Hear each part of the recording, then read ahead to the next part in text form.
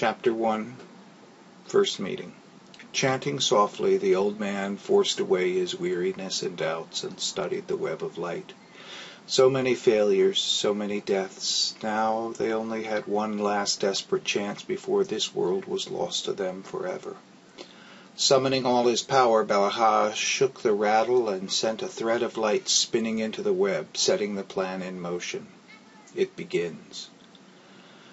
Rory Hurtado hurled a small rock into the fire, disgusted with the world and everything in it. "This sucks," he said to the pinon branches blazing and popping. "Great party, Rory. Where are your friends?" "Oh, yeah, that's right. You don't have any." He threw another rock. New Mexico was supposed to be different. Dad was finally going to stay in the same place. Rory was going to get to make friends. Yeah, right. Sure, they had excuses. Billy was grounded, again. Tima's mom was freaked out about something, again. James bailed as soon as he found Tima wasn't coming. Nothing new.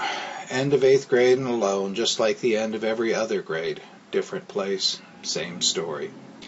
He thought about going home. A camp out by himself was not what he had planned. Then he shook his head. School was over for the year, and this was his first chance to stay in the massive hole they had just finished this week. Over 7 feet across, nearly 6 feet deep, flat floor and straight walls hacked out of the hard earth. They'd all worked hard on it. He'd had a ladder to make climbing out easier, but the work was done, and it was pretty impressive. Screw 'em. It's their loss. Rory listened to the wind humming through the sage. An owl hooted, trying to scare a meal out of hiding. The moon hung huge and nearly orange above the lip of the hole. He blew out a breath and felt his body relax. The smoke reached up toward the thick wash of stars, filling the air with a sweet pinon smell. Suddenly, a grinding, screeching moan echoed out of the fire. Rory jerked his gaze to the flame, scrambling to his feet as a flash of fear shot through him.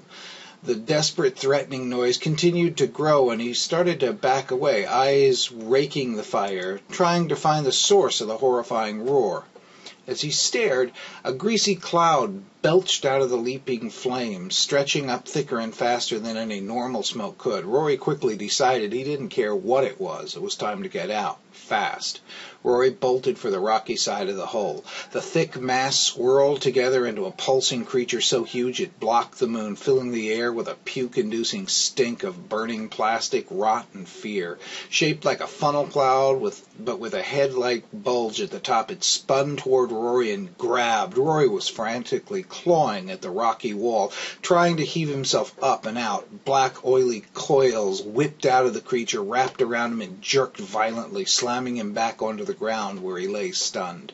The hideous thing loomed close over him, seething with hate. Terror and confusion washed over Rory, sucking away every drop of strength. "You thought you could sneak into this world and we would not notice?" shrieked the creature. "You think us that stupid?" Rory opened his mouth to scream, but couldn't get a sound out. This couldn't be real. What was this thing, and why was it after him? He had to get away. A red-hot pain shot through his chest, forcing him to thrash in agony, gasping for air. The thing had reached through his body, had grabbed his heart, and was squeezing.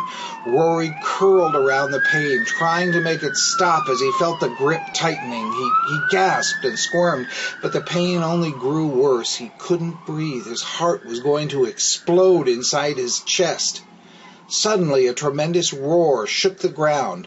Then a blinding flash and a searing wave of heat hit the creature, and as Rory watched, helpless, ripped it apart from the inside out. The creature bellowed a nerve-twisting scream of death. The grinding wave of sound crashed into Rory with the force of a truck. His eyes rolled back, and he passed out.